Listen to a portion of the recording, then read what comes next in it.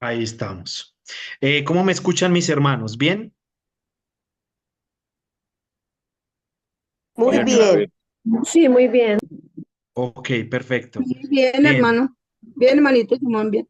perfecto. Gracias, mis hermanos, por estar una noche más conmigo, con este estudio de Primera de Pedro.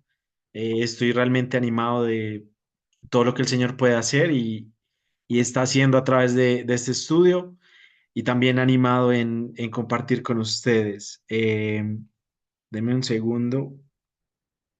Mm.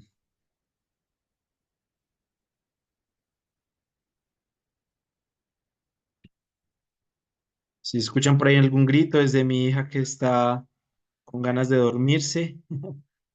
Entonces, no se alarmen. No, no está pasando nada grave.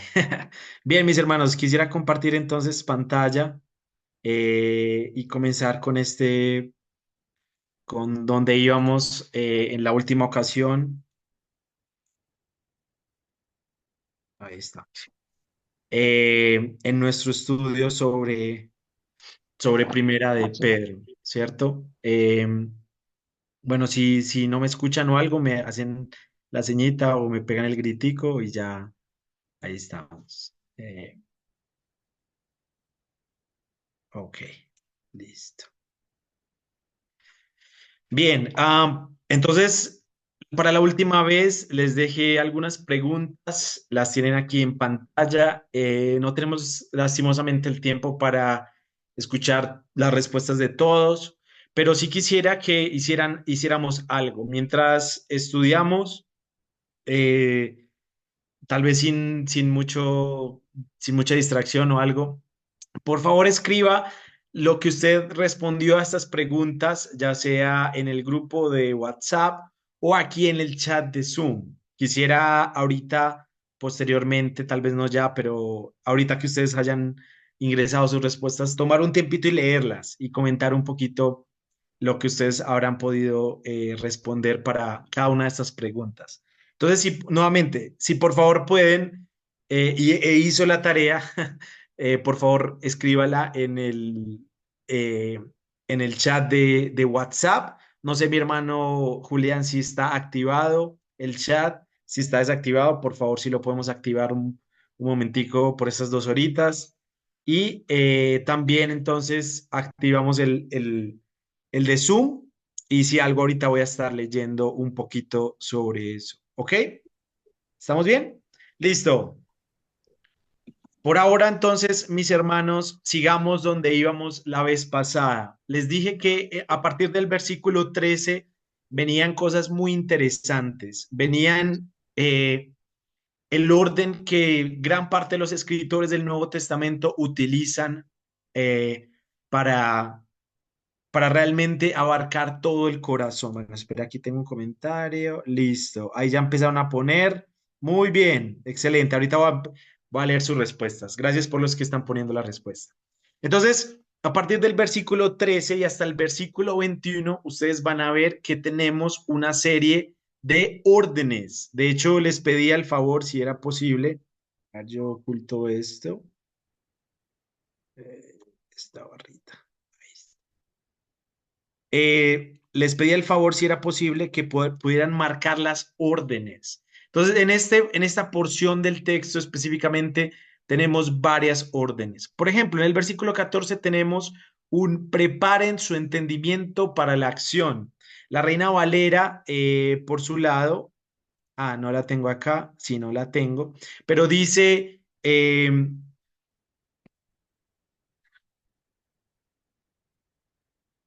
acá la tengo. Habla de los lomos, cíñanse los lomos, ¿verdad? Del entendimiento. A ver, aquí está, Reina Valera. Sí. Ceñid los lomos de vuestro entendimiento. Es bien interesante porque ceñir los lomos eran básicamente en ese tiempo las vestiduras que tenían las personas, incluidas los soldados, los hombres, las mujeres. Y usualmente estas vestiduras eran batas, ¿verdad? Eran vestiduras largas. Y ceñirse los lomos significaba recogerse esas vestiduras, amarrárselas, porque qué difícil es correr con falda, ¿verdad? Yo nunca me he puesto una falda, nunca he corrido con falda, pero me imagino que debe ser bien difícil correr con falda o con esos vestidos que se le arrastran a uno y uno mismo lo podría pisar y tropezar. Entonces, para ellos era muy fácil entender esta frase de ceñirse los lomos. Para nosotros no es tan fácil y creo que por eso esta versión hace un excelente trabajo en dárnosla y hablar de preparar el entendimiento para la acción, porque básicamente es eso, ceñirse los lomos era recogerse los vestidos para poder salir corriendo o para poder hacer algo que implicaba movimiento, acción, preparación, ¿verdad? No podían hacerlo tal cual estaban así, entonces debían prepararse.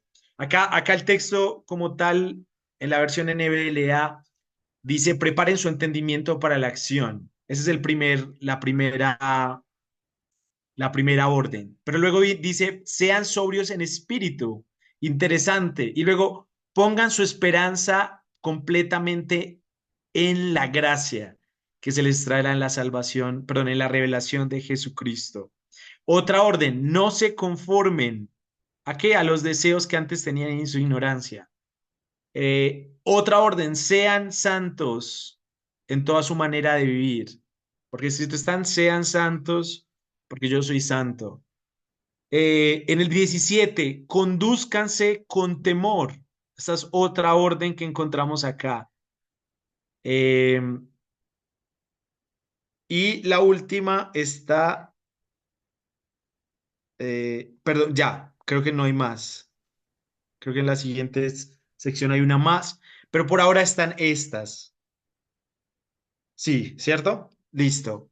Entonces, Que vemos, la otra es que vuestra fe, aquí la tengo, que vuestra fe y esperanza sea en Dios.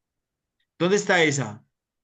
En el versículo 20, para que vuestra fe y esperanza sea en Dios, versículo 21. De manera que la fe y esperanza de ustedes sean en Dios. Ajá. Ok. No sé si este como tal sea una orden. eh, Al menos en español en esta versión no suena como una orden, sino más bien como un subjuntivo, como un deseo, ¿cierto? Cuando hablo de órdenes y las que las marco son los imperativos. Ahora, algo importante de entender, hermanos, en Pedro y en toda la Biblia, y esto quiero tomarme el tiempo para compartirlo con ustedes, es la relación entre indicativos e imperativos en la Biblia. Entonces, los indicativos y los imperativos son dos modos de los verbos en español y básicamente un modo indicativo se usa para dar información. Entonces, si nosotros nos devolviéramos a los pasajes anteriores en los que hemos estado y en los que hemos hablado, todo, por ejemplo, la sección del versículo 3 al 9, todo esto podríamos decir que son indicativos. ¿Por qué? Porque nos está dando información sobre Dios. Nos está hablando, y ya esto lo hemos visto, sobre quién es Dios y qué ha hecho Dios. Entonces, por ejemplo, en el versículo 3 dice que, bueno, que Él sea bendito y que Él nos ha hecho nacer de nuevo, ¿verdad? Después en el 4 que nos ha dado una herencia. Luego, que nos protege por medio de la fe para la salvación que está preparada. Y así sucesivamente. Acá hay un montón de información que nosotros necesitamos saber de antemano. ¿Por qué? Porque yo creo que así funciona la mente humana, el corazón humano. Tengo también este gráfico que quisiera mostrárselos mientras hablamos de esto. Y es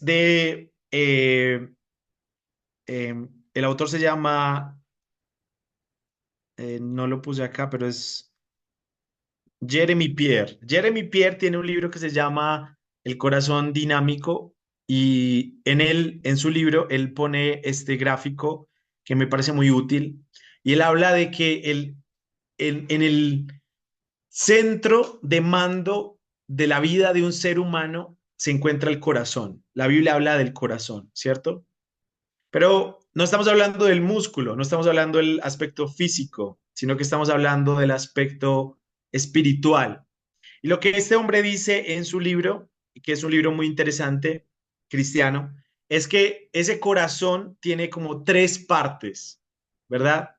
Entonces, el corazón tiene una parte cognitiva, que sería la parte que piensa, que conoce, que cree, que razona, que recuerda, que interpreta, importante, pero también tiene una parte afectiva, que es esa parte del corazón que normalmente nos es más fácil asociarla, que es la parte que desea, que valora, que siente, que se emociona. Pero no solamente eso, sino que tiene una parte volitiva. Esto quiere decir de la voluntad. Eh, Esta parte quiere, decide, pretende, se compromete y actúa. Y él lo que dice este autor es que todas estas funciones se retroalimentan unas a otras. Por eso están estas flechitas acá. Ahora, ¿qué quiero decir con esto? Yo creo que personas como Pedro entendían muy bien cómo funcionaba el corazón de, por ejemplo, las personas a los que le escriben. ¿Por qué? Porque si pensáramos, hermanos, eh, estos tres aspectos en el primer capítulo de Pedro, yo creo que los veríamos, honestamente. Yo creo que los veríamos. Por ejemplo, en primer lugar, ¿qué porciones, y quisiera que ustedes me respondieran, qué porción podríamos decir que ocupa la parte cognitiva? Digamos lo que este sería el número uno. ¿Qué porción de Primera de Pedro capítulo uno ocupa la parte cognitiva? Es decir, esa parte de que ellos debían conocer, saber, creer, recordar, interpretar. ¿Qué porción? ¿Qué versículos? Del versículo ¿qué a qué? ¿Alguien?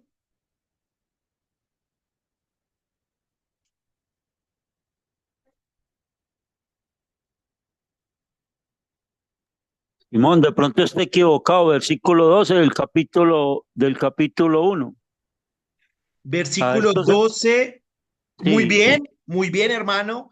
Y de hecho creo que no solamente el 12 sino del uno al 12 podríamos decir, porque el 12 específicamente habla del evangelio que les fue anunciado, aquellos que ellos, aquellas buenas nuevas que ellos debían saber, conocer, creer, recordar. Muy bien, hermano. Ese junto con el fragmento que les acabo de poner de del 3 al 9, yo creo que es realmente la información que Pedro quiere transmitirle a estos hermanos, ¿verdad? Esa información que da ánimo, esta información que realmente los lleva a pensar, a analizar, bueno, ¿qué está haciendo Dios en mi situación? Recordemos la situación de ellos, estaban siendo perseguidos, estaban siendo expulsados de sus ciudades, de su país natal, eran extranjeros, eran peregrinos, eran personas que no tenían un hogar establecido. Pero esta información que les llega, este indicativo, viene a ocupar un lugar importante en sus vidas. Ahora, una pregunta, y esta es un poquito más difícil. Si dijéramos que lo afectivo es la parte 2, ¿dónde podríamos ver un aspecto afectivo en Primera de Pedro capítulo 1? ¿En qué versículo? Hay un solo versiculito, bueno, pueden ser más, pero hay uno que es muy claro.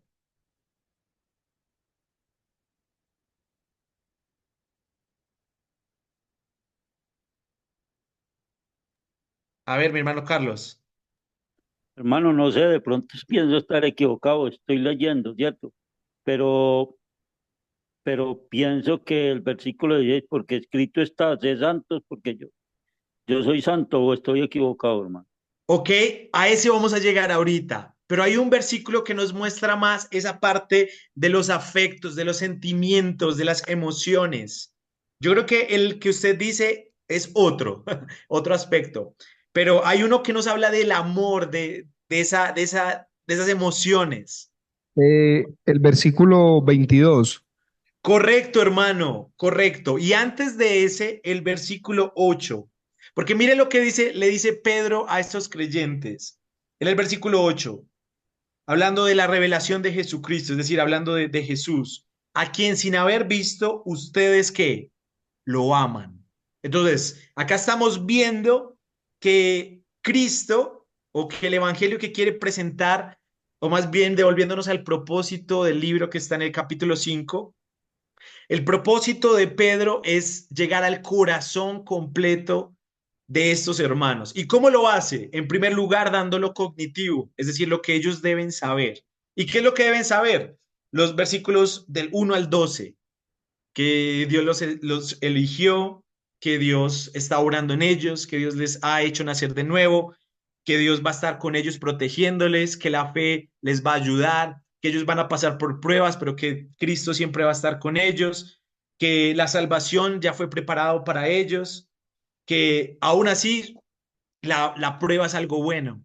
Ahora, no solamente él se queda aquí en la cabeza, no solamente se queda en lo cognitivo, sino que él también pasa a lo afectivo. Y aquí cuando pasa a lo afectivo, venimos al versículo 8 o al versículo 22, cuando dice que es que, oye, tú no solamente piensas en Jesús, no solamente lees a Jesús y conoces a Jesús intelectualmente, sino que ¿qué? Le amas. Amas a Jesús sin haberlo visto. Y es interesante porque más adelante dice que incluso se goza en él, se goza en Jesús, hay una alegría, una relación de alegría con Jesús. ¿Me hago entender acá?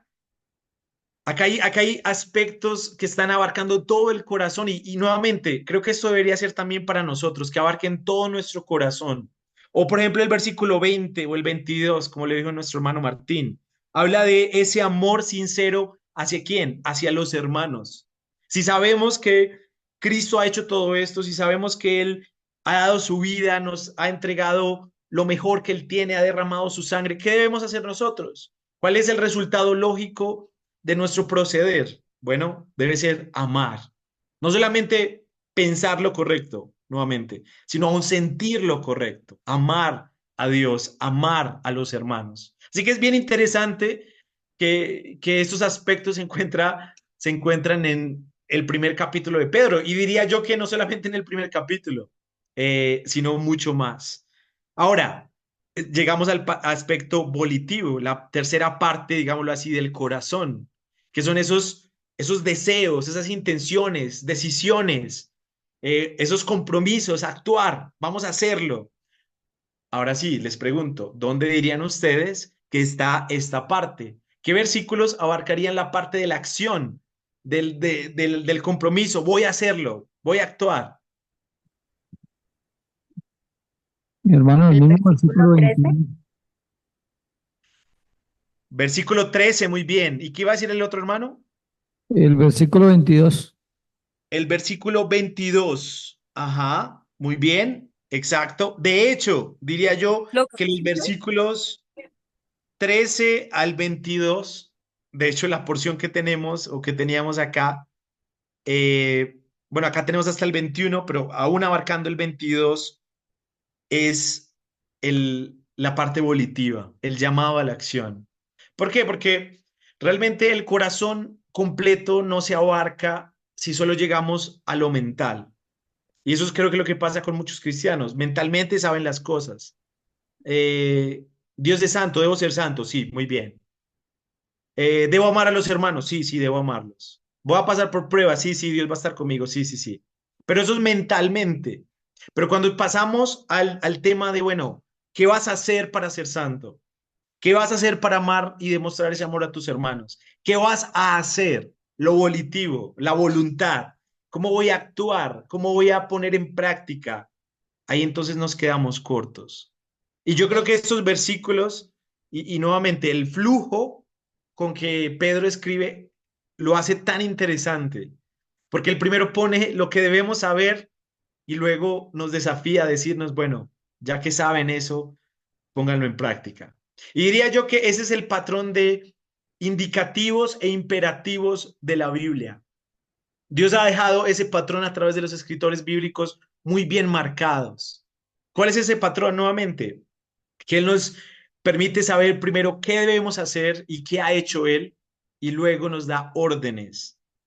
Luego apela a esa parte volitiva de nuestro corazón para decir, listo, ya sabes qué hacer, ahora haz esto, o no hagas esto, haz aquello.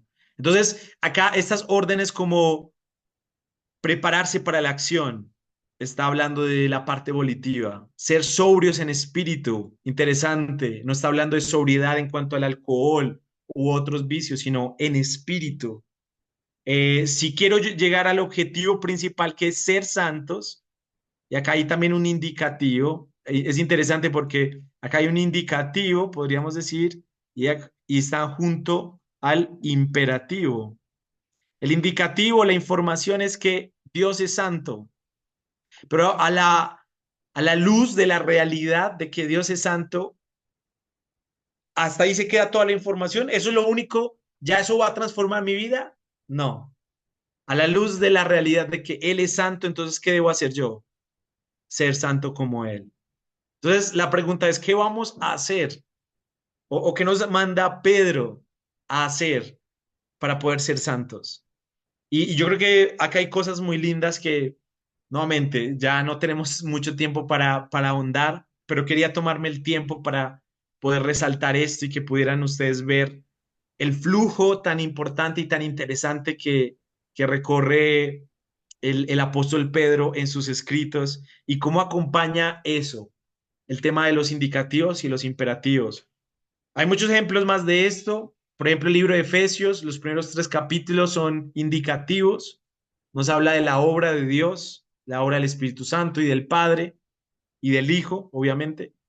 Y desde el capítulo 4 al 6 son puros imperativos. Entonces, ¿cómo debemos andar a la luz de los primeros capítulos? Es igual a lo que escribe Pablo en Romanos. Los primeros 11 capítulos de Romanos son puros indicativos, lo que Dios ha hecho, nuestra condición de pecadores, la justicia de Dios, la justificación por fe. Y luego a partir del capítulo 12, versículo 1, nos dice entonces, renueven su mente.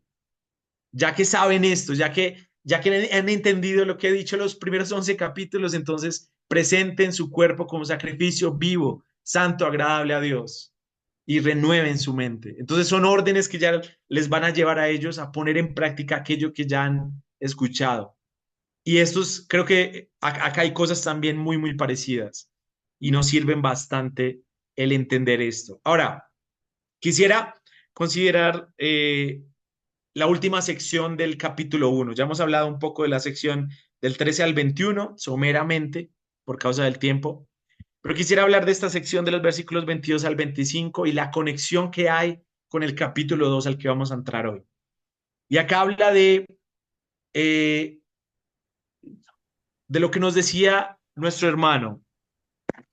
Dice acá, Me dio calor. ah, puesto que en obediencia a la verdad ustedes han purificado sus almas para un amor sincero de hermanos, ámense. Interesante, acá hay otra orden, ámense unos a otros entrañablemente de corazón puro. Y acá la razón es, nuevamente, acá vemos un imperativo y podríamos marcar en otro color el indicativo, que sería este. Pues que han nacido de nuevo. Y eso es bien interesante porque ¿será que ya él ha hablado del nuevo nacimiento? Y si sí, ¿en qué versículo lo mencionó? Díganme ustedes.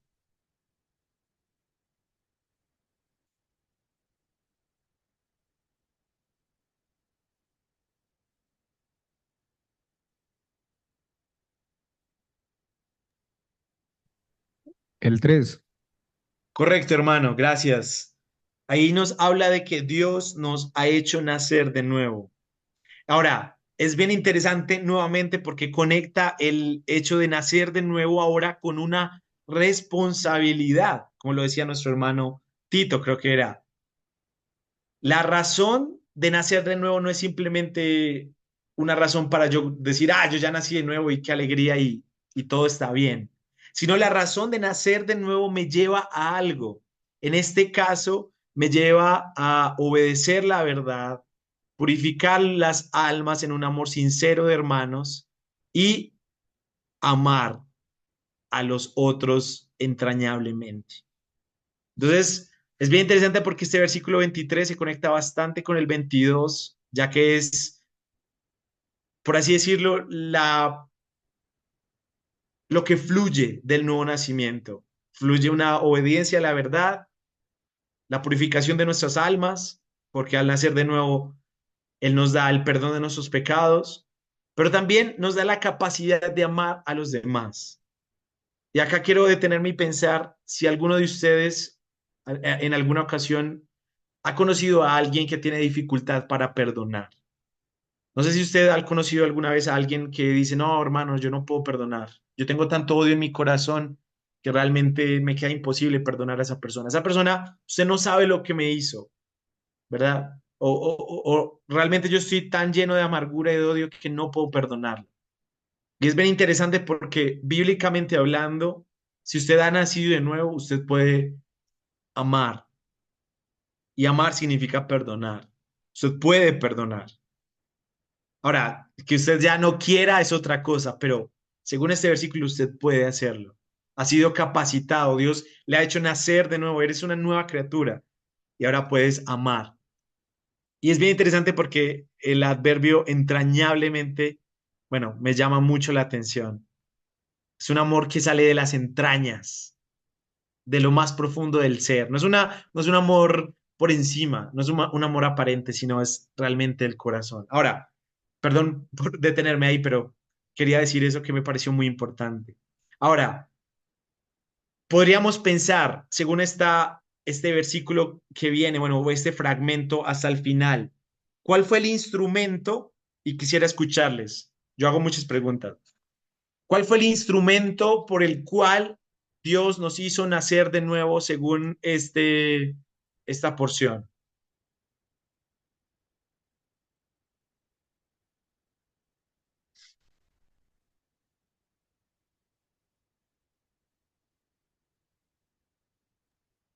Por la palabra de Dios. Correcto, correcto, hermana. La palabra de Dios fue el medio por el cual Dios nos hizo nacer de nuevo. Ahora, es bien interesante porque todo este capítulo ha hablado mucho de la palabra de Dios. Bueno, no sé si mucho, pero ha hablado de la palabra de Dios. Ha hablado sobre todo del evangelio que ellos escucharon. Ha hablado del evangelio que fue anunciado incluso antes por medio de los profetas eh, y que fue revelado. Ha hablado de ese evangelio que les ayuda a salvar sus almas, que realmente en él encuentran la salvación. Pero también me parece interesante que cuando él habla aquí de la palabra, hace una cita. Me gusta esta versión porque, no sé si lo ven acá, pero voy a ponerlo de otro color, de este moradito. Estas palabras en mayúscula que aparecen acá en estos versículos. Acá me equivoqué. No, hasta acá, hasta acá. Eso ahí. Esas palabras que acabo de encerrar en morado, en mayúsculas, ¿por qué creen ustedes que están en mayúsculas?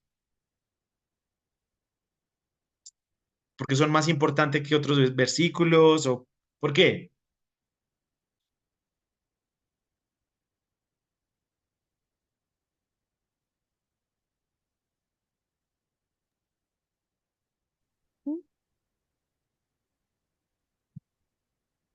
¿Alguno? Porque vienen del Antiguo Testamento. Porque son una cita del Antiguo Testamento, correcto. Y en este caso, el autor, ¿qué pasaje está citando? Está citando Isaías 46 en adelante, que habla justamente de eso, de la palabra de Dios. Allí en ese pasaje habla de cómo todo queda en el aire, todo se desvanece, pero la palabra de Dios va a permanecer para siempre. Y él va a conectar al final del versículo 25 y va a decir, esa es la palabra que a ustedes les fue predicada.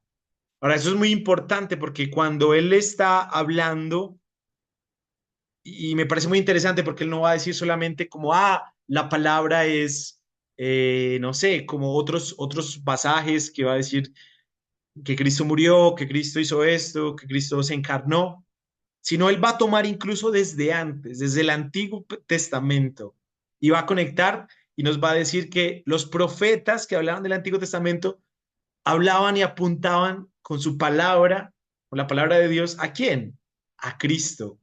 Entonces, no hay ninguna desconexión entre el Antiguo Testamento y el Nuevo Testamento, como nosotros muchas veces los cristianos queremos causar, ¿verdad? Como, no, no, es que el Antiguo Testamento son las historias y eso es como otro cuento allá, pero ahora ya con Jesús es diferente acá. Pero no, para Pedro, aún los profetas como Isaías, que hablaron de esa palabra permanente y eterna de Dios, todas esas palabras apuntaban al mensaje más grande, al mensaje de salvación, y ese mensaje era Cristo. Y por eso al final él va a insertar esto y va a decir, esto fue lo que a ustedes les fue predicado. A través de esto es que ustedes nacieron de nuevo, al conocer la palabra de Dios. ¿Y la palabra de Dios que habla? De ese Mesías que habría de venir, de ese Salvador que habría de venir. Y aquí entonces entramos, después de ver estas preguntas y después de ver esto, eh, al capítulo 2. Y entramos con un término de conclusión, que es la palabra por tanto.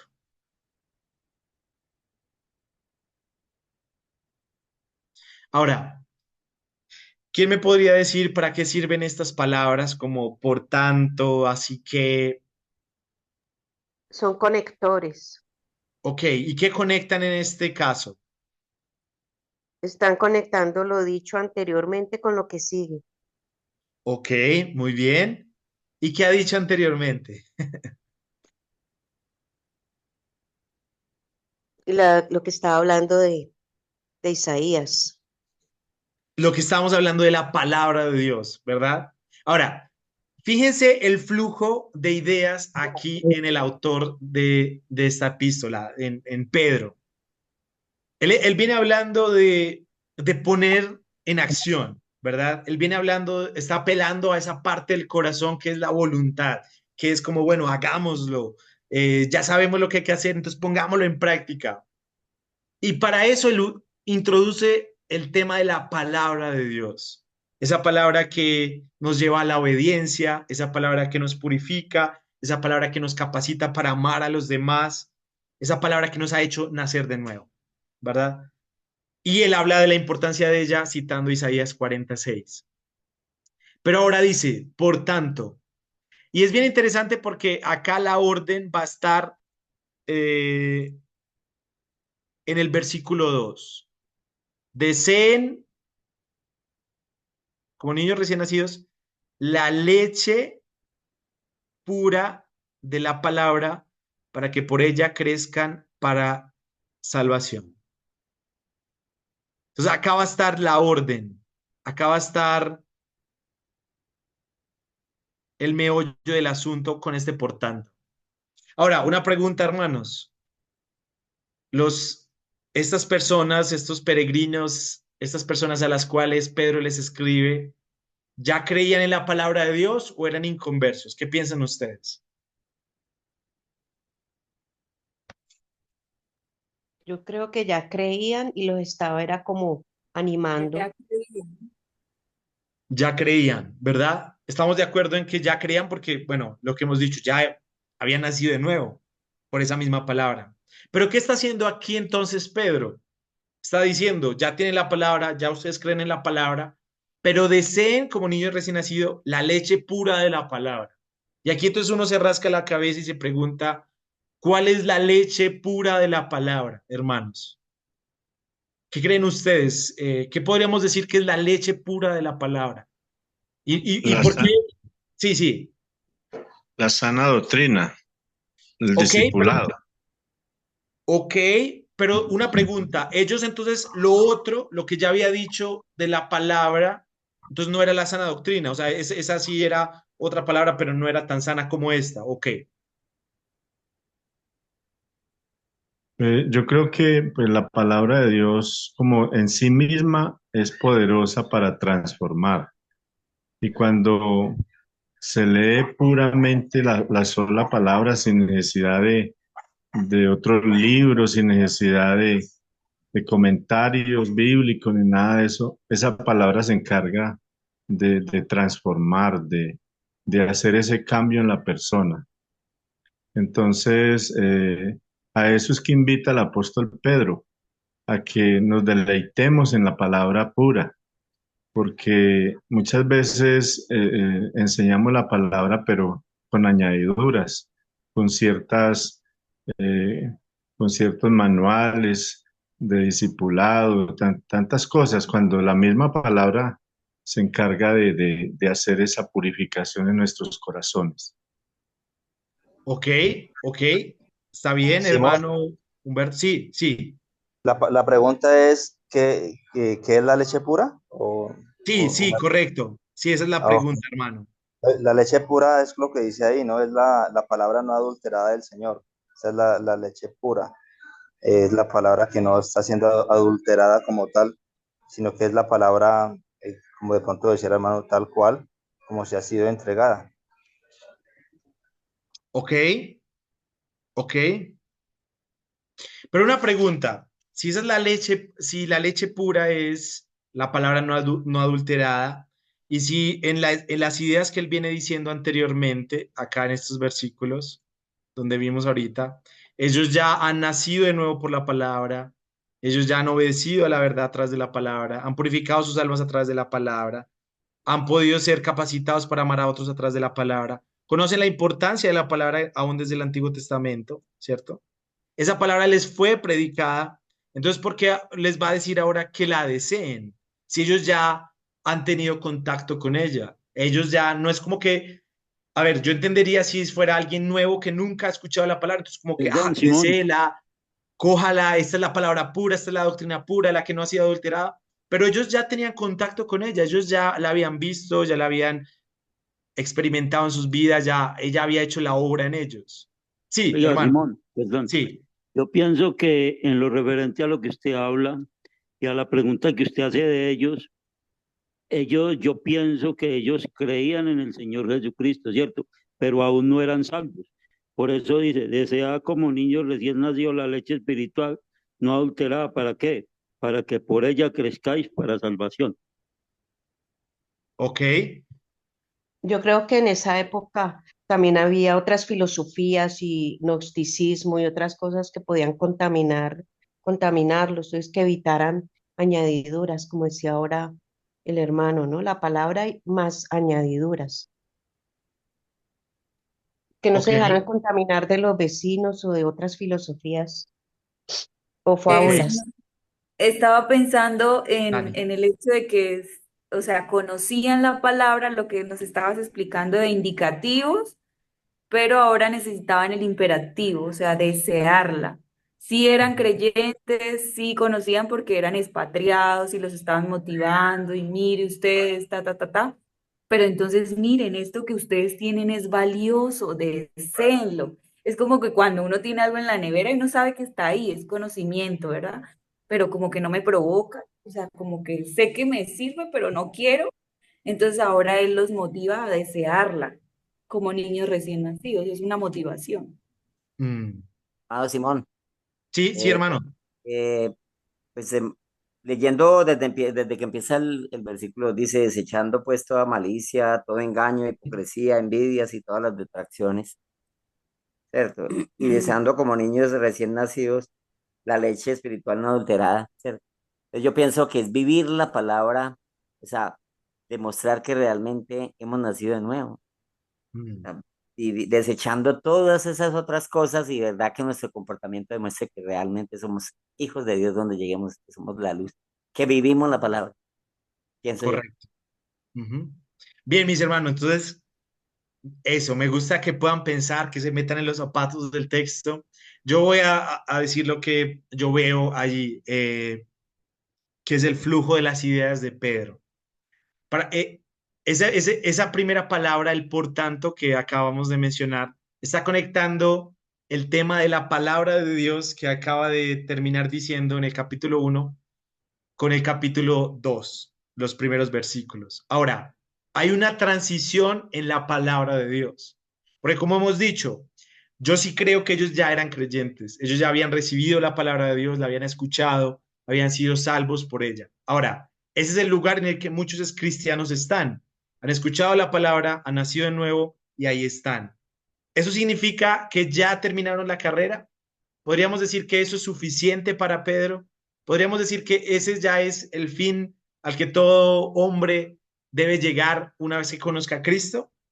Pues yo creo que no, según estos versículos. Yo creo que la palabra de Dios me va a ayudar no solamente a ser salvo, sino a crecer en madurez hasta llegar a Cristo. Entonces, ¿por qué lo digo? Acá dice, por tanto, deseen como niños recién nacidos la leche pura de la palabra. Entonces, aquí está hablando de esa palabra no adulterada, no contaminada, esa que es pura, la palabra más pura que pueda haber, pero no porque ellos no la conozcan, sino porque debe haber un deseo, un deleite en la palabra, unas ganas, un disfrute en ella. ¿Para qué? Propósito, para que por ellas crezcan para salvación, para que por ellas crezcan para salvación. Entonces la palabra no solamente me va a salvar, sino que la palabra de Dios que apunta a Cristo me va a ayudar a crecer. Entonces aquí sí le está hablando a creyentes, acá sí le está hablando a personas que ya habían recibido la palabra, pero recibir no significa que ya usted es maduro. Usted debe recibir la palabra y anhelar seguir creciendo en esa palabra. ¿Y cómo lo hace? Como decía nuestro hermano Hugo al final, es a través de desechar toda malicia, todo engaño, toda hipocresía, envidias, difamación. Es a través de la vida práctica, de quitar cosas de mi vida que me estorban en el propósito de crecer, de madurar en mi fe cristiana, en mi vida con Cristo, en mi relación con Dios. Es a través de quitar todo eso, pero también, positivamente hablando, es a través de adquirir ese deseo como un recién nacido. Ahora, no sé ustedes los que tengan hijos, pero yo tengo un recién nacido. Bueno, no tan recién, ya tiene 10 meses. Se pasa el tiempo tan rápido. Pero cuando mi bebé estaba recién nacida, créanme que ella anhelaba amamantar, ser amamantada. Ella anhelaba la leche. Uno podría, no sé, decir, bueno, vamos a comprar un tarro de leche cream de lo más caro y probablemente ya se lo tomaría, pero anhelaba esa leche pura que salía del calorcito de su madre, del seno de su madre. Entonces, hay un deseo en el bebé de tomar esa leche, pero no solamente el punto es tomar la leche por tomarla, sino porque Dios sabe que esa leche le va a ayudar a ese bebé a qué, a crecer. ¿Qué pasa si un bebé se queda bebé toda la vida? ¿Qué pasa si un bebé se pega al seno toda la vida, pero sigue siendo bebé? Sería como raro, ¿no? Ve, pasan los años, 1, 2, 3 años, y el bebé sigue chiquitico, y ahí tomando leche, chiquitico, y tomando leche. Sería como, algo está mal, ¿no? Y yo creo que eso es a lo que quiere llevar Pedro a sus oyentes, a pensar en el crecimiento, en el potencial que hay en ellos en crecer, en madurar, en realmente llevar su vida cristiana a otro nivel, a no contentarse con cómo están, sino realmente crecer en Cristo, crecer en su salvación, crecer en la palabra de Dios, aquella palabra que como veíamos es viva, es eficaz, que todo lo demás pasa, se seca, la hierba muere, pero la palabra de Dios crece para permanece para siempre.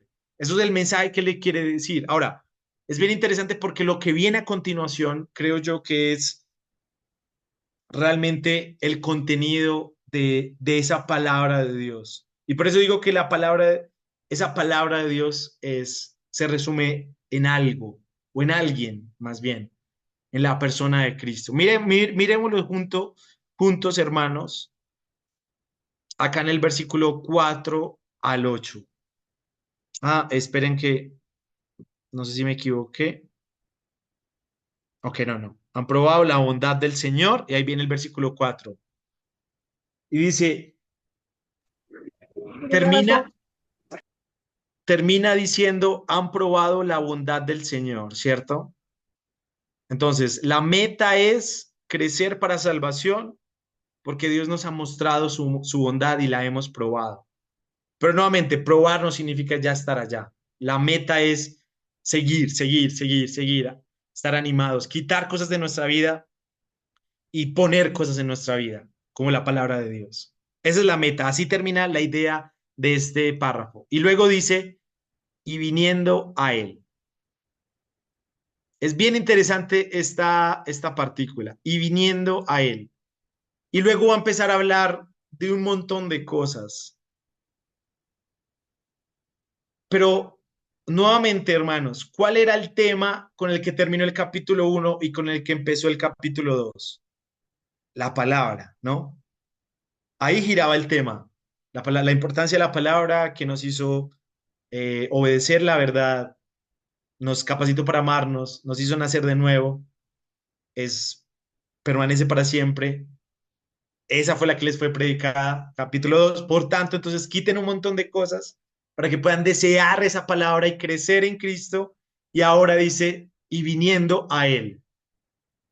Ahora, qué interesante, hermanos, que la mente de Pedro no solamente tiene un montón de, o sea, Pedro no se confunde con el contenido de la palabra. Si yo les preguntara a ustedes cuál es el contenido de la Biblia en una frase, creo que sería un poco difícil para nosotros, ¿no? Tomar un libro tan grande de tantas páginas y decir, resumo la Biblia en una frase. Pero para Pedro no lo es, porque él sabe que toda la Biblia, como muchos autores también llegaron a esa conclusión, apunta a quién, a quién, a Cristo, ¿no? Y mire la transición aquí. Se han probado la bondad del Señor y luego dice, y viniendo a Él, ¿a quién? Al Señor. Y luego va a empezar a hablar de este tema y aquí ya vamos a hacer una transición de la palabra de Dios al Señor de la palabra, al Dios de la palabra. Y dice, y viniendo a Él como una piedra viva. Y aquí quisiera que marcáramos o que anotaran ustedes cómo describe aquí a Dios, ¿verdad? Entonces, como a una piedra viva, aquí hay una comparación, piedra viva, desechada por los hombres, escogida, preciosa delante de Dios. También ustedes como piedras vivas los compara, sean edificados como casa espiritual. Ahora, bien interesante porque edificados como casa espiritual, uy, se me desvió un poquito acá. Es bien interesante porque yo creo que esto habla de también crecimiento y madurez, ¿no? Ser edificados. Ahora, aquí lo habla con un propósito muy interesante como en el Antiguo Testamento, pero edificados como casa espiritual. Acá está hablando aún de la vida cristiana, ¿no?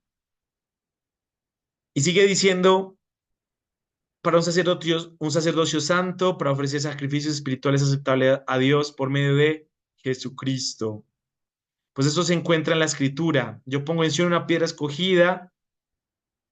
Entonces, piedra escogida, preciosa, piedra angular, en el que en él crea, él no será avergonzado. Este precioso valor es, pues, para ustedes los que creen, pero para los que no creen, la piedra que se echaron los constructores, esa en piedra angular se ha convertido y piedra de tropiezo y roca de escándalo. Pues ellos tropiezan porque son desobedientes a la palabra. Interesante, aquí vuelve el tema de la palabra y para ellos estaban también destinados. Ahora, aquí habla de un tema que ya hemos visto. Ellos desobedientes a la palabra. ¿Y qué hemos visto en el capítulo 1? Que quiénes eran obedientes a la palabra. ¿Dónde dice eso?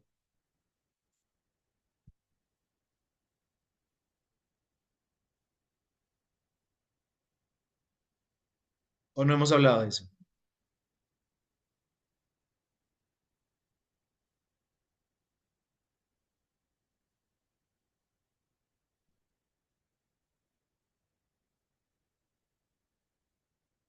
¿Si están conmigo?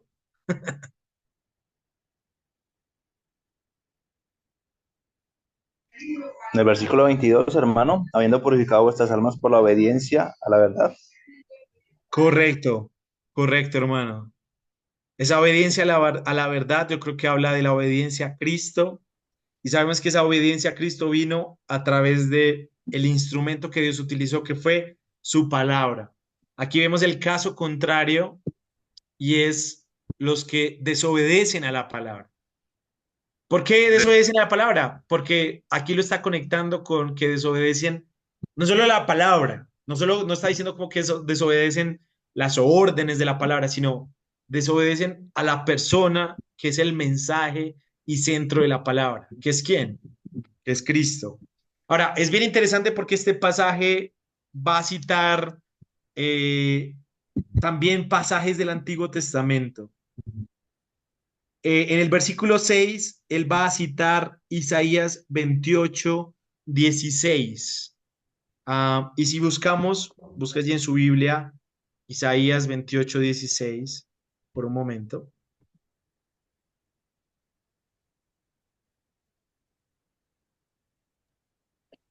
El hermano está alzando la mano, Simón. Sí, Bueno, no, no, yo no lo veo de acá, pero sí, mi hermano, bien pueda. ¿Tiene una pregunta o comentario? Adelante. Sí, en el versículo 14 de capítulo 1 dice, como hijos obedientes, no os conforméis a los deseos que teníais, estando en vuestra ignorancia. Ahí también está hablando de la obediencia. También está hablando de la obediencia. Muy bien. Y habla de hijos obedientes. Qué interesante. Sí, mi hermano, gracias por esa acotación. Es verdad. Bien. Entonces, allí está citando Isaías 28:16, que dice justamente eso. Jehová, el Señor, dice así: He aquí, yo he puesto en Sión por fundamento una piedra, piedra probada, angular, preciosa, de cimiento estable. El que creyere, no se apresure. Bien interesante. Y el autor, acá Pedro, en el Nuevo Testamento, interpreta esa última frase, que no se apresure, y lo va a interpretar como en el sentido de salir avergonzado. El que en él cree no será avergonzado. Y está interpretando directamente a esa piedra como una persona, no solamente como un objeto o como un acontecimiento, sino como una persona. Eh, y esa persona es Cristo, ¿verdad? Cristo es la piedra viva, desechada por algunos hombres, pero que Dios había levantado para edificar, como dice acá, edificar esa casa espiritual.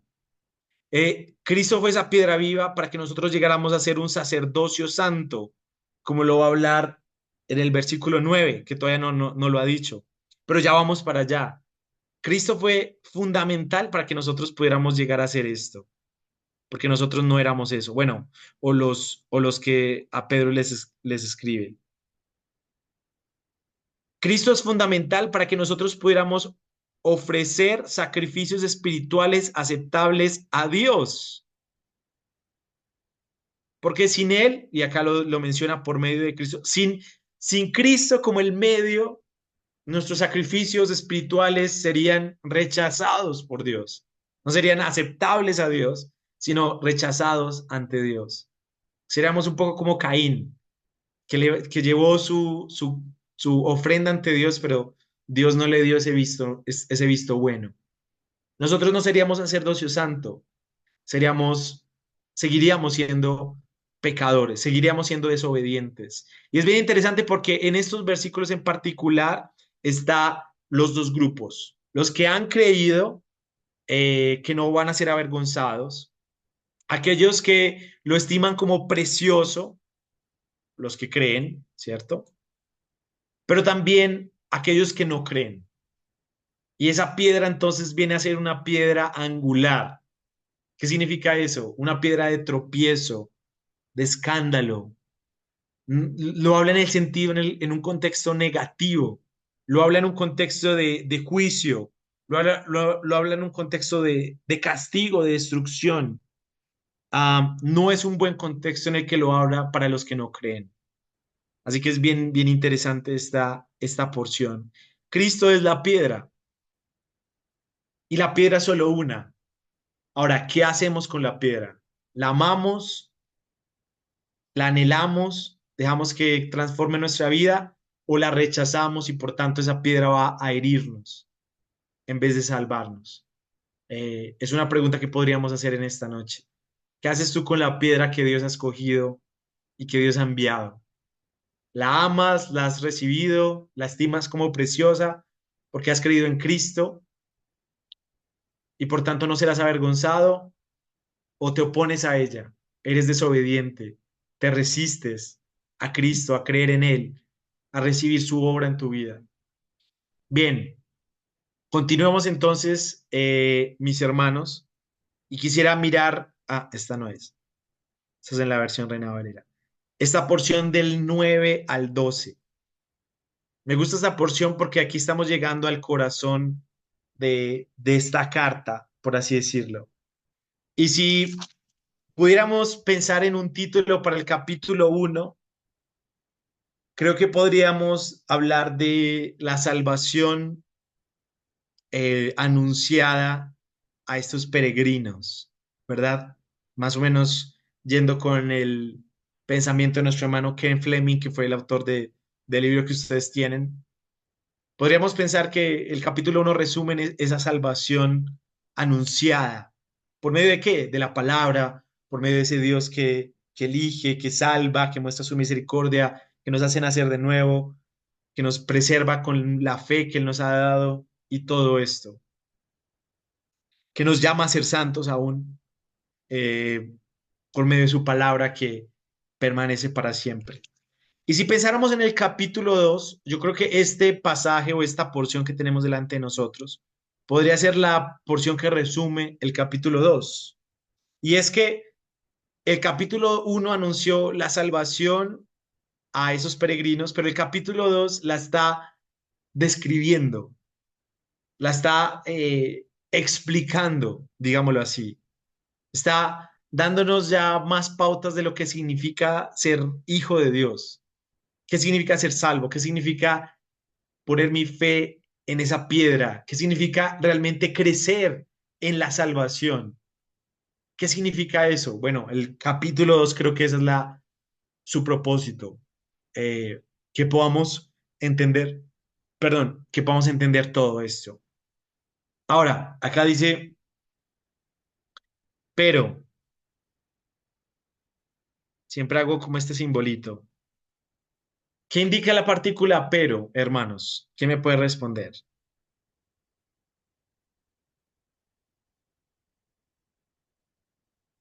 Como un contraste en lo que de antes con lo que va a decir ahora. Muy bien. ¿Y qué era lo que estaba diciendo antes?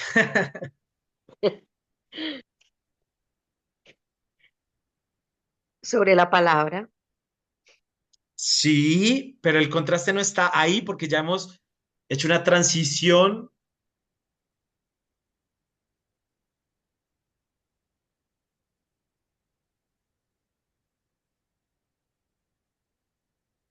¿Cuál creen ustedes que es el contraste?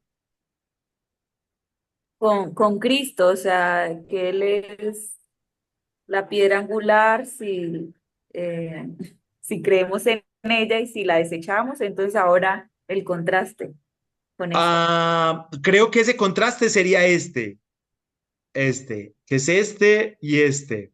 Pero este no es el mismo del versículo 9.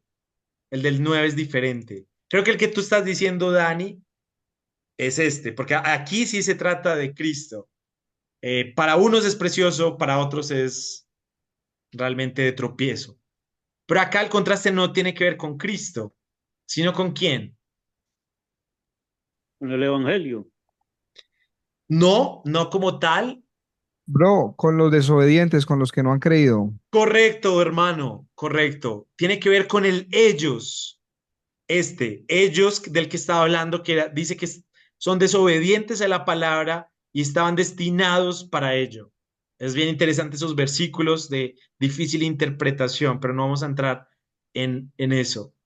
Pero está dando un contraste entre esas personas que no creen en Cristo, que desecharon la piedra, que para ellos es de tropiezo, que va a ser de castigo, de juicio para ellos, que son desobedientes a la palabra. Y luego dice, pero ustedes, aquí está el contraste, mírelo acá. El contraste es en las personas, no en Cristo, no en la palabra, o ni siquiera en la salvación, sino en los grupos de personas. Ellos son así, pero ustedes son diferentes. Y esto es bien bonito porque acá nuevamente, si pensáramos, me quiero devolver acá un momentico acá, si pensáramos en esta porción del 9 al 12, ¿Qué creen ustedes que va a ser Pedro? ¿Va a ser número uno, número dos o número tres? ¿Va a apelar al conocimiento, a la razón? ¿Va a apelar a los afectos, a las emociones? ¿O va a apelar a que ellos digan, listo, vamos a ponerlo en práctica? ¿Qué creen ustedes? Quisiera escucharlos. Tengo curiosidad. A la primera, a la La cognitiva. cognitiva. A la cognitiva, ¿ok? Ujú. Yo me iría más bien por la segunda, ¿no? Por la segunda, ¿ok? Es Sí, bien hermano, interesante porque, por sí, la segunda, porque yo pienso que nuestro hermano Pedro quiere allí como recalcar los privilegios del cristiano. ok, ajá. Yo Cuando creo dice que a sí, fin sí, de sí, que hermana. anuncien, a fin de que anuncien, es volitivo. Correcto. Es interesante porque en esta porción él va a apelar, yo creo que a las tres. Va a apelar a la razón, a la mente, lo que ellos deben saber, pero también a sus afectos, lo que han ganado en Cristo, para que eso llegue realmente a moverlos, a pensar, oh, Cristo es, mejor dicho, el sacrificio más profundo que yo haya podido y eso me conmueve.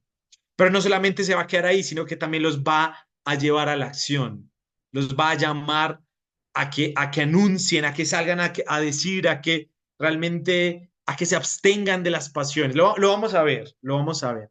Entonces, acá dice, si tomamos el color verde, ustedes son linaje escogido, real sacerdocio, nación santa, pueblo adquirido para posesión de Dios. Todo esto son indicativos, todo eso es información de la nueva identidad que han ganado los creyentes, estos creyentes, eh, que es a los que Pedro les escribe. Ahora, bien interesante porque acá en el versículo 11 los va a llamar tal cual ellos son. Ellos siguen siendo ¿qué? Extranjeros y peregrinos. Ellos no es como que ya están volando, les salieron alitas y ya, mejor dicho, están saltando de nube en nube. No. Es bien interesante que este pasaje los eleva, pero también es realista. En parte es un pasaje que es idealista, pero también realista. Realista porque él les recuerda quiénes son. Siguen estando lejos de su hogar, siguen siendo peregrinos, siguen deambulando de una u otra forma por las calles de países extranjeros, pero al mismo tiempo en Cristo, en Él, porque recordemos que la partícula importante aquí es y viniendo a Él. En Él, cuando vienes a Él, cuando estás en Cristo, cuando has creído en Cristo, cuando has recibido su palabra, en Él, cuando vienes a Él, entonces ahora eres ¿qué? Linaje escogido.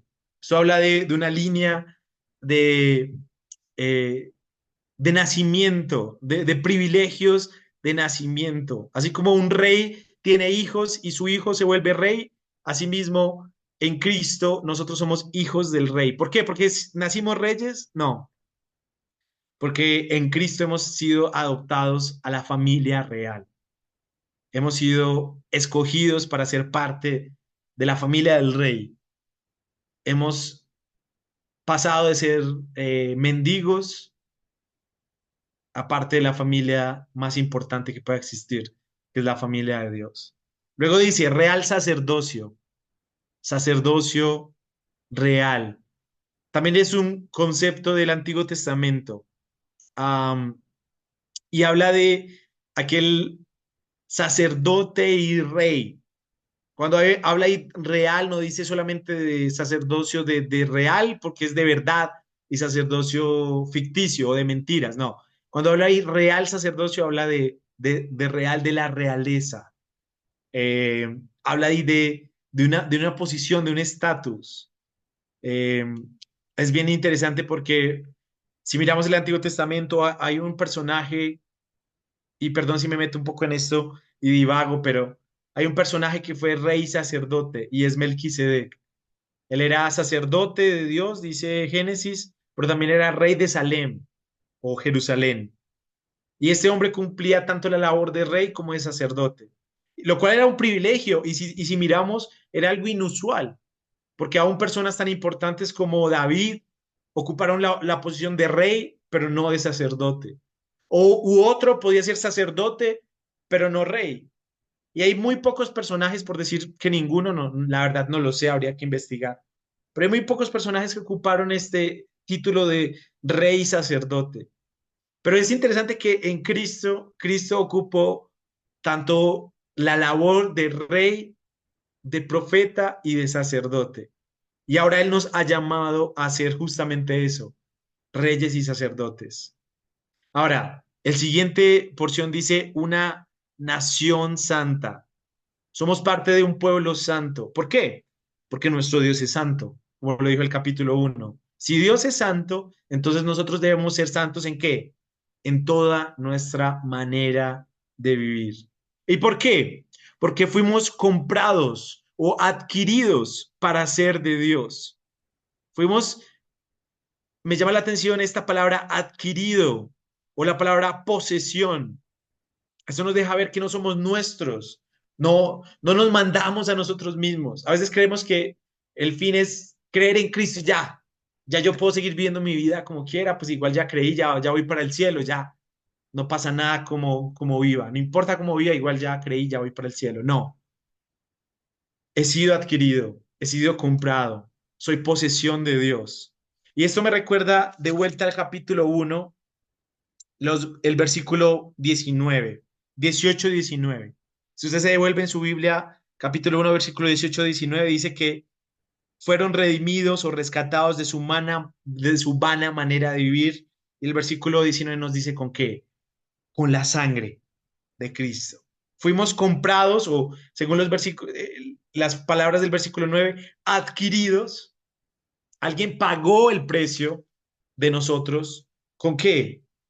Con la sangre, con su preciosa sangre. También en el versículo, eh,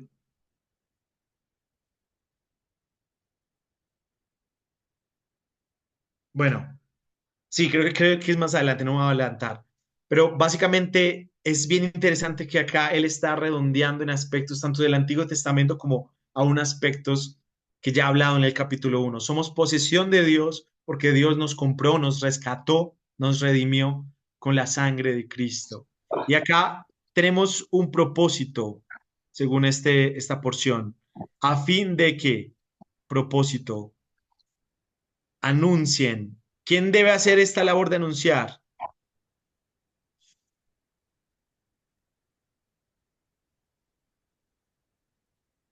Nosotros los que Nosotros. Nosotros. Porque hemos creído, mano. Correcto. ¿Quién debe hacer la labor de abstenerse de las pasiones carnales que combaten contra el alma? ¿Quién debe hacer la labor de mantenerse con una conducta irreprochable entre los gentiles?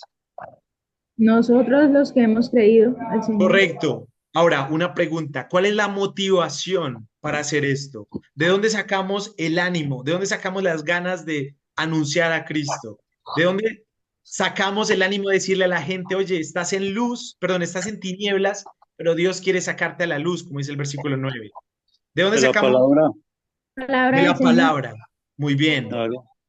¿De dónde sacamos el ánimo para abstenernos de las pasiones carnales? Es decir, ser fiel a mi esposa. No ponerle los cachos, digámoslo así de una manera bien grotesca, no ponerle los cachos a mi esposa con otra mujer, refrenarme Amor. de ver pornografía, refrenarme de cualquier acto sexual que me vuelva impuro ante Dios. ¿De dónde saco esa motivación? ¿De dónde saco la motivación para que mi conducta sea irreprochable? Para que nadie entre los gentiles tenga nada malo que decir de mí. Ponte el gorro. Dios. Sí, el hombre, eres el hombre de la casa. Por Dios. Tenemos un micrófono abiertico. Sí, correcto, de Dios, pero más específicamente de la realidad del versículo 9, lo que hemos visto. Hay De que temor somos- en nosotros, hermano. Del temor. Del Como temor, somos, correcto. Del hecho de que hemos somos sido escogidos como linaje, del hecho de adopción, que a pueblo adquirido creo que por hay un Dios. micrófono abiertico. Ay, A ver. perdón.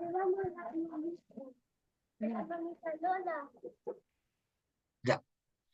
Del hecho de que hemos sido escogidos, de que somos linaje escogido, real sacerdocio, nación santa, de que Cristo ha pagado por nosotros para hacernos parte de su pueblo, eso nos lleva, hermanos, a ganar la motivación para anunciar las virtudes de aquel que nos llamó. Eh, Creo que a Estefanía se le está desbloqueando el micrófono, pero bueno, está bien. Bien, mis hermanos, vamos a dejar hasta aquí por esta noche. Quisiera tomar un tiempito, como les dije, para leer lo que ustedes pusieron. A ver. eh,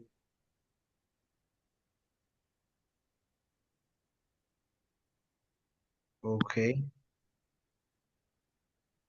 listo. Entonces, por aquí alguien contestando a las preguntas. La pregunta decía, al leer todo el libro de Primera de Pedro, ¿por qué considera que este libro ha animado a tantos cristianos? Alguien decía, es de ánimo para tantos creyentes, ya que da consuelo en medio de las diversas pruebas, la manera en que Dios nos recuerda por medio de este libro quién somos en Cristo y que sus promesas son seguras, somos perdonados, tenemos herencia en los cielos, la seguridad de la salvación es protegida por el poder del Padre, tenemos una esperanza viva garantizada por la resurrección de Jesucristo, nos da gozo en medio de las pruebas, nos ama, nos perfecciona, afirma, fortalece, son necesarias, son temporales y nos da a conocer el propósito que hay. Muy bien, excelente respuesta. Después decía la pregunta, ¿cuál es la verdadera gracia de Dios que menciona el Pedro 5:12? Esta hermana ponía la salvación de nuestras almas. Ok, la salvación de nuestras almas. Otros que aprendimos sobre los siguientes versículos sobre Dios. En el 1:2 puso ella, la omnisciencia de Dios. Ok, sí, la omnisciencia. 1:3 que es confiable, seguro. Sí, pero más allá de eso, utilizando las palabras del texto, está que Dios elige, que Dios nos ha hecho nacer de nuevo, según el versículo 3 y que nos ha mostrado su misericordia. Eh, bueno, ahí lo puso, sí, perdón. La esperanza viva que nos ha hecho renacer radica en la promesa. Muy bien. Y en el versículo 1:5 puso esta hermana, eh, poderoso el poder de Dios para salvarnos y asegurarnos hasta la... Y ahí se le cortó. Muy bien. En el versículo 5 es el poder de Dios para guardarnos, sí, para protegernos. Muy bien, hermanos. Hemos entonces concluido por esta noche. Voy a estar enviándoles por el grupo de WhatsApp. Si alguien no está por el grupo, por favor, déjenoslo saber a nuestro hermano Julián García, que está aquí presente con nosotros, para poder agregarlo. Porque esta semana les estaré enviando, si Dios quiere, algunas preguntas más a modo de preparación para la siguiente sesión. Eh, Espero poder abarcar tanto como podamos. El tiempo es corto, pero creo que el Señor ha sido bueno con nosotros. ¿Qué tal si oramos para concluir, hermano? Y ya le entrego el tiempo a usted para los anuncios finales. ¿Le parece? Bien pueda, mi hermano. Bien, oremos. Señor, tu palabra es realmente poderosa. No solamente ha sido anunciada a nosotros, sino que permanece para siempre y tiene el poder de ayudarnos, tiene el poder de darnos vida nueva. Gracias Dios por tu palabra, porque por ella podemos conocer cómo ser obedientes a ti.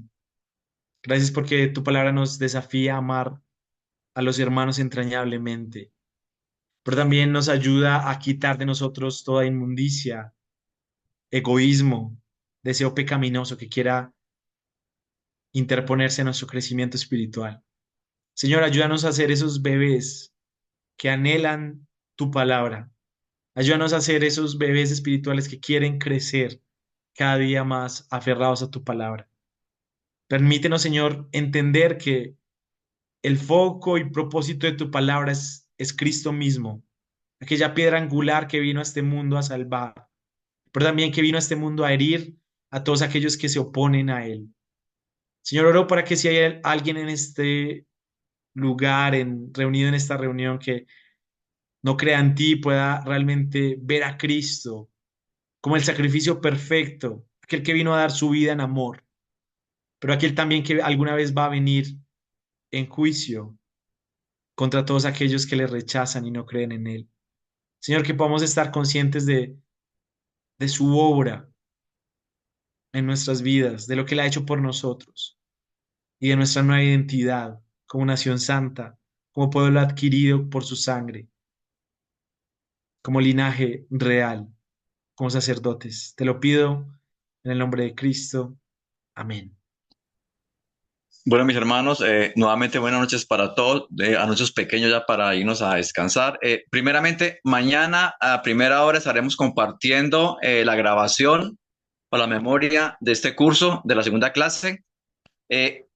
Igualmente, vamos a abrir el grupo de 5 a 9 de la noche de mañana, si Dios lo permite, de 5 a 9 para alguna pregunta, aporte, inquietud del tema que ustedes quieran, o no, perdón, de primera de Pedro, algo que no les guste o algo que les guste. Entonces, mañana de 5 a 9 de la noche vamos a compartir, por favor, o abrir para cualquier inquietud sobre primera de Pedro. No olviden, vamos hasta el 4 de diciembre y la última clase, ya habla con el hermano Simón, vale como para terminar en sí este curso y para de pronto preguntas y respuestas, con una interactuación con los estudiantes. Mis hermanos, para todos un abrazo por parte de Maús Quindío. Primeramente, gracias a Dios y a ustedes por compartir y por querer estudiar la palabra en familia, como cristianos, como hijos de Dios. A todos, gracias Simón, gracias a todos.